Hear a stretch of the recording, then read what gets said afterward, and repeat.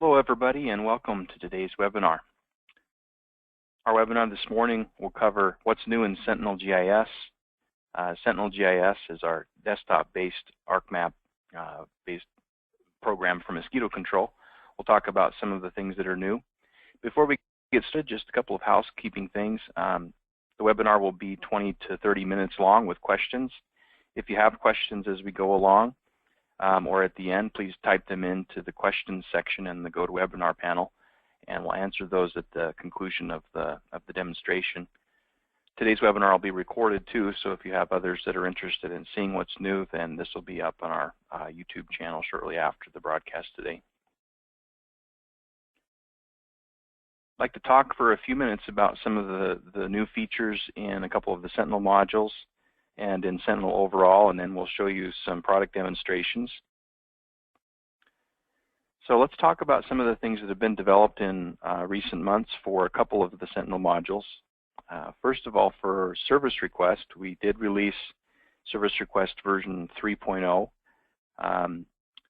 Service Request is a web-based application that just runs in any browser, and it just takes calls and lets you, enter data and look data up. We added some things based on feedback from customers who do high volumes of service requests, especially for truck spraying. Some of our customers are taking hundreds of service requests per week or even per day.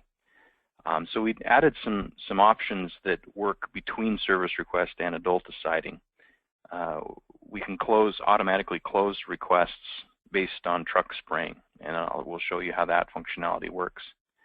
We also added some default settings to try to make the data entry faster. Again, if you're entering lots of service requests, having default values for some of the things can help. So city and state. We also have some default settings for the description of the problem and the summary of the issue. We also made some improvements on some of the reports that can be printed or exported. In the service request module, after you search for requests based on whatever parameters you'd like, which we've improved as well, then you can print out a status report or export out a list of streets to be sprayed or do a batch print. Depending on the workflow, some people have to notify additional parties of planned spraying in particular jurisdictions, and so some of the reports can help with that. Also, just the status report, we've improved that so that it's more user-friendly and readable, just sorting the requests by zone and then by address.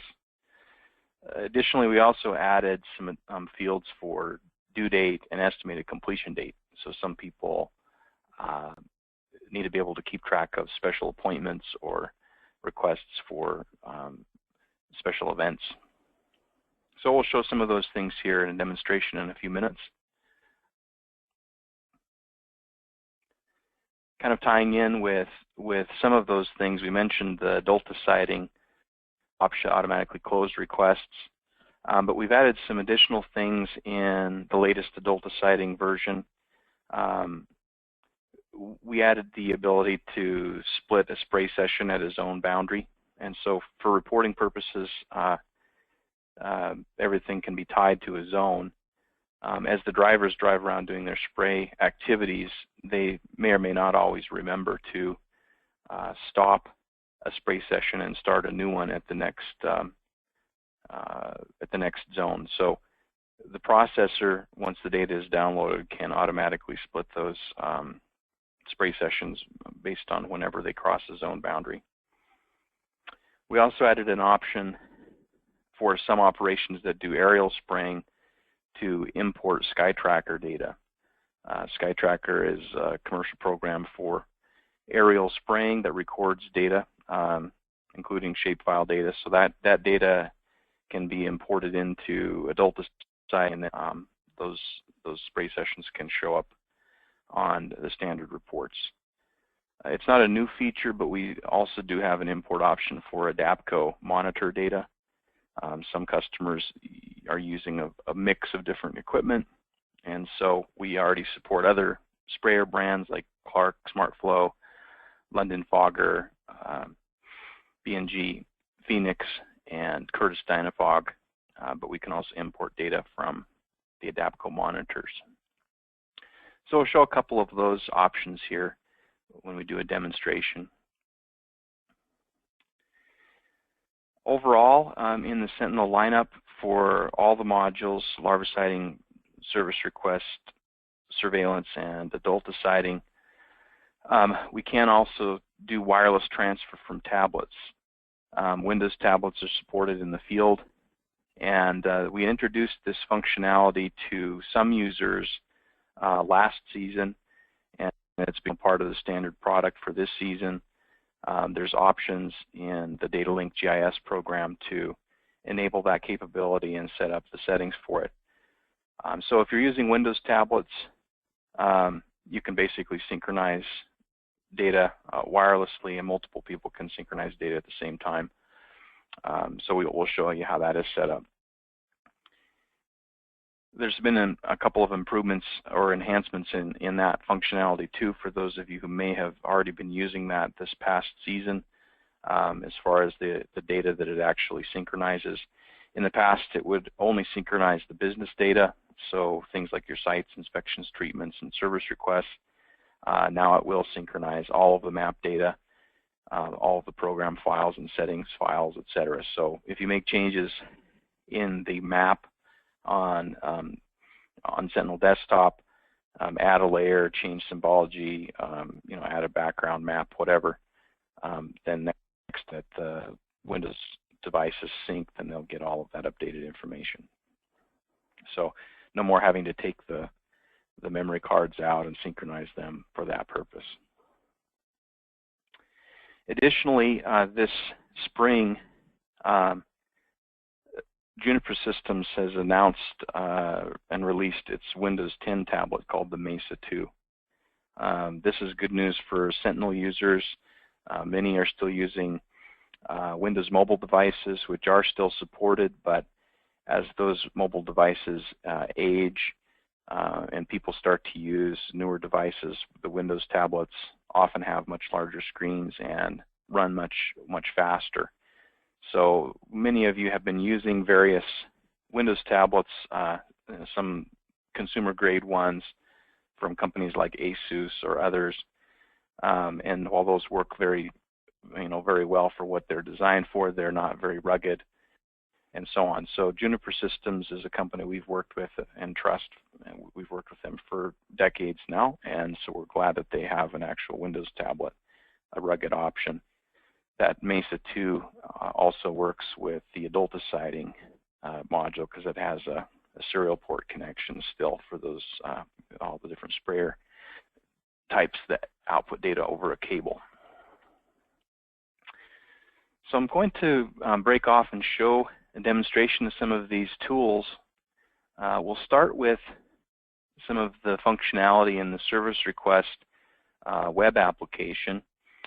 So I'm just going to come in and sort or search for some service requests for a period of time in the past year, so that we can have a whole bunch of service requests to work with here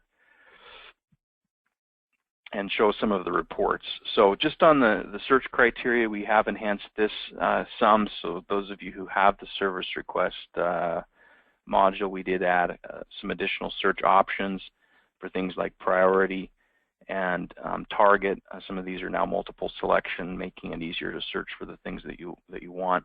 We also added an option to search for requests that have been printed or not. Some people's workflows have them printing the request tickets, so there's an option to search for that. So in any case, I searched for a month from this past year, and that found 3,699 requests. So I just want to look at what this would look like on the status report. And the status report will now sort everything by zone and then by address. And so you see that it sorted that fairly quickly. So zone first and then address. And as you all know, working with address data, sorting it properly so that it's sorted by street name and then street number also is important. So if you're trying to hand out a list of requests that need to be serviced to drivers, then this kind of a report can be handy in conjunction with the map that they already would have access to. I'm going to repeat that search again and show one of the other reports that we can run now. So there's also a report to export out the streets per zone. So there may be, as in this case, thousands of requests. What are the streets that are going to be affected? Some operations are required to notify either call centers or police departments in jurisdictions of upcoming spraying, and so this report can be used for that purpose. All of these reports, of course, can be exported out to a variety of different formats. So if you want to be able to look at that data and manipulate it further in Excel or in Word, then that's definitely possible. So if we export it out to Excel, we'll get the Excel file, and then we can open it up there and do more things with it. So all reports support that functionality. One kind of support-related update we did recently on the service request application was to update it to use a more recent version of the Crystal reports so that it works properly with all the browser types, new and old. So that update was also made to a past version of Service Request version 2.5. Okay, and then let me put that same search criteria in again. And for those operations that are required to for those that have workflows that require printing request tickets, it's possible to select individual tickets or select all. Also, any of the data in this search criteria results list can be sorted. So if we wanted to sort by city and we just wanted to print certain ones, then we can select multiple ones and do the batch print. All of these requests, it's important to note, do all go out to the mobile devices in digital form. However, looking at a list of possibly hundreds of requests on a screen on a mobile device in the dark while driving is not something that some people really do. So supporting workflows where people have to do reports or print has ended up being important. Okay, so that is thinking about that. I'm going to just refresh the page. We want to look at a couple of things on the entry also. Entry of new requests. Some people may have seen, some of you may already be using some of this functionality. I'm just going to start that again. Sorry about that.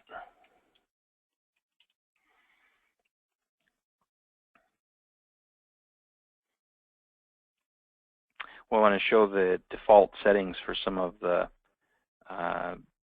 items in a new request, and also the clone feature. So we'll look at that. In the Service Request Desktop application, in the configuration, we now have options to set default city and state. So some operations, you know, your mosquito control district only covers one city. So having to type that every single time we can just save some time with that. Also, problem description and summary are required fields in the Service Request application. Some people don't use those, so we can enter a default so that it only has to be typed in if there's something out of the ordinary. Okay, so let's see if this is back. Trying to batch print hundreds of requests might not have been a good idea. Okay, so I just want to create a new request, and as you can see, the default values are filled in, description, summary, and then city and state. That'll just save some time typing. Also, when we go to create a new request, if we have lots of history in our system, we can look things up by last name or street name or phone number, and that will bring up a list of all of the past requests. So Smith obviously is a very common name. We can sort this by anything in the results list. So for sort by city, you can just look through this, or we're on the phone with somebody. This is the Smith that's at 82 Cottonwood Street. Click on that, it copies in all of the data that it can from the past request. So then we just have to enter a minimum of information. We can also validate addresses. So in this case, it copied over the address. We can verify this address, and it'll automatically enter things like the zip code, so we don't have to memorize those or look them up. And then we can save that request. So we've tried to listen to feedback from users that are using the application to make this as streamlined as possible.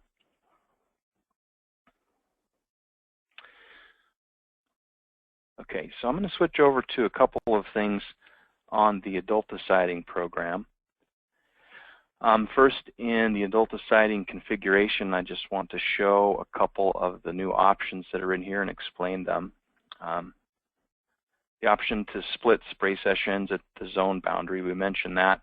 Basically in the field, when the driver logs in, it picks up whatever zone they're in at that time, and then as they do their spray session, they may cross a zone boundary. So enabling this option will basically split that session wherever they cross a zone boundary, even if the driver didn't remember to stop a session and start a new one.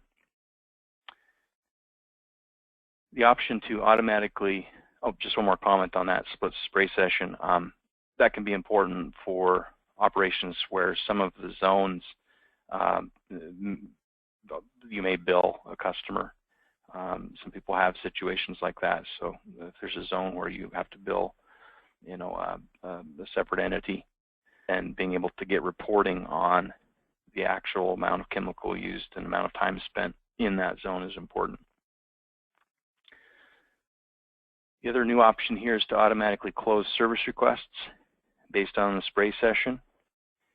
And so what that means is that wherever the spray truck actually has the sprayer turned on, then within 300 feet of that spray path, any service requests within that vicinity can be closed.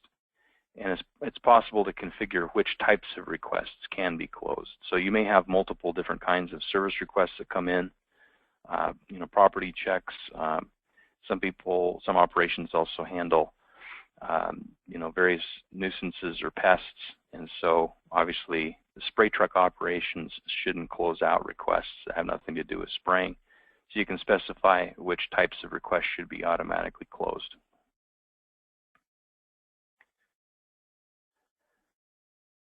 Okay, so I'm going to run this processor here, and we'll see the results of processing some spray session data that was imported from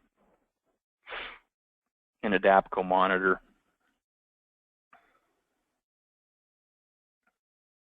So it's running the checks for the spray session splitter and doing that.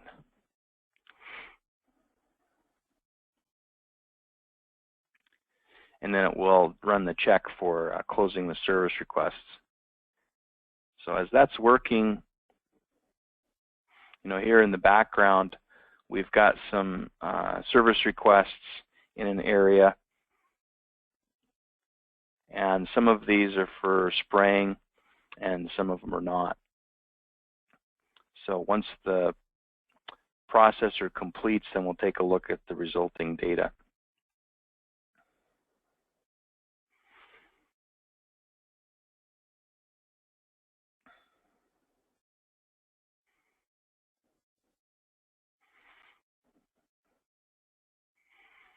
Okay, so now it's checking the service requests that are open or assigned, and figuring out which ones are the right type of request and then closing them based on where the spray sessions happen. Okay, so we should be able to, when this is complete,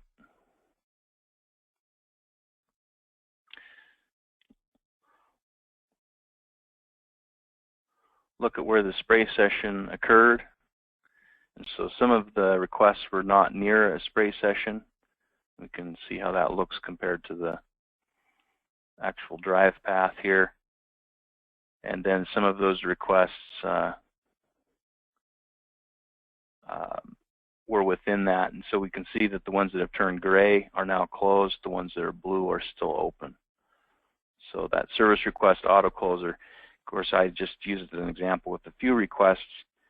But in the case of hundreds of requests coming in every week or every day, this option to automatically close can save a lot of time. Okay, and then lastly, just show a couple of options with the wireless transfer that's supported now across all of the modules. So in Datalink GIS, which is kind of the communications software managing all the data, synchronization between devices, there's now an option in transfer to enable sync from tablet devices. And so if that option is checked, there's also a couple of things to set in the file paths for where to receive and transmit data to and from, and that's some network location. So once that's all configured, then on the tablet devices, when they run the Sentinel application, there will now be a new option enabled to sync all data. They can select which module that they want to sync, and it will synchronize data up and down. And as I mentioned, this includes all of the background base map data as well as any program updates. So if we have a new update to our software, software patch, and you install that, then all that the users would have to do is the next time that they sync data, then they will get all of those updates. Okay, so that's a rundown of some of the new features that we've been working on recently. Just one more thing to mention here. Let's go ahead and just bring up this slide here. So Sentinel GIS is compatible with Arcgis Desktop 10.4 and 10.4.1, as well as the latest version of ArcPad, which is 10.2.3. Still compatible with older versions as well, back to Arcgis Desktop 10.2, and then back to ArcPad 10.04. We are compatible with Windows 10. We've had some reports from some users regarding Windows Mobile Device Center having problems on Windows 10. Some people are using it successfully, others have had some problems with that. But ArcGIS Desktop, of course, 10.4 is compatible with Windows 10. So depending on whether you're using the older Windows mobile devices or Windows tablets, going to Windows 10 is definitely supported with the desktop. There may be some issues to test out with Windows mobile devices. We do still support the Windows mobile devices and Windows embedded handheld devices, so the old Trimble Junos and Nomads, and then the Juniper Archers.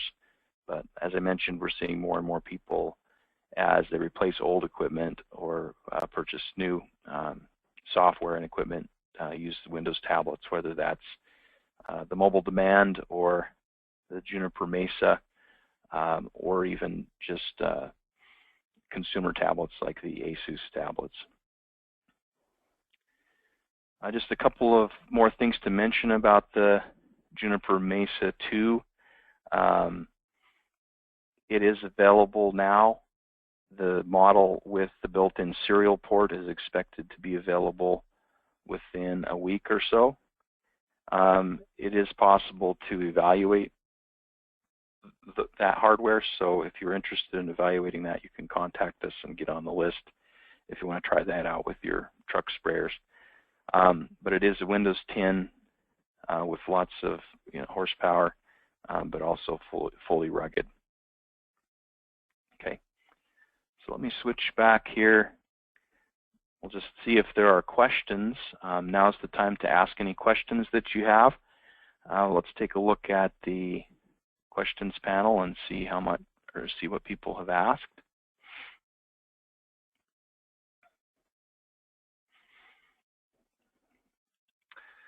Okay, one question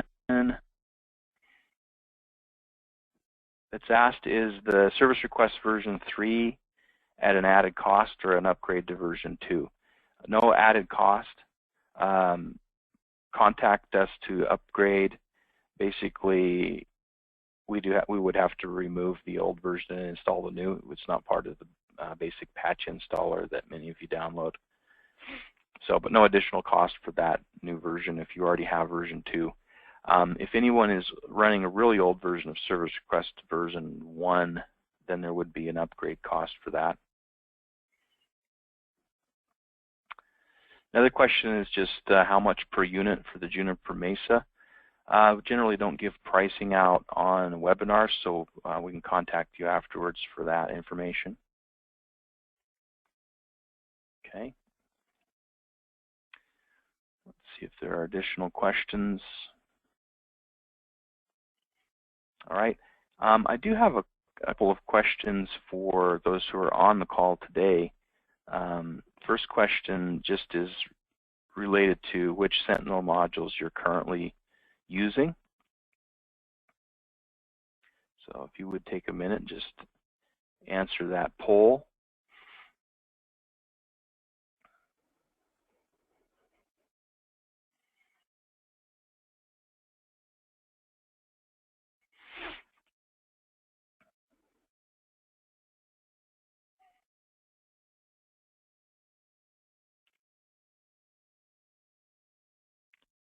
Appreciate your input on that.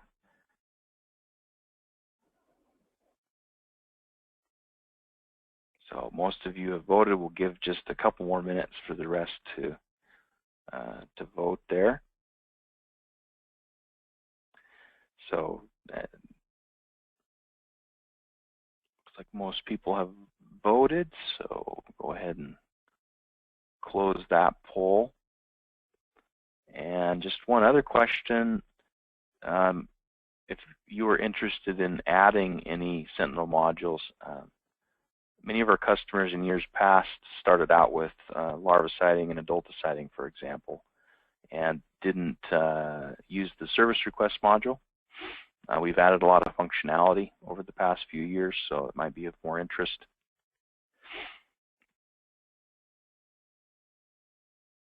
Others have service request systems that already are in place other than Sentinel, so you may have another way to manage that. And for those of you who put input here, we can contact you afterwards to help you with any information you need on that. Okay, so we'll close that poll. Appreciate the input there.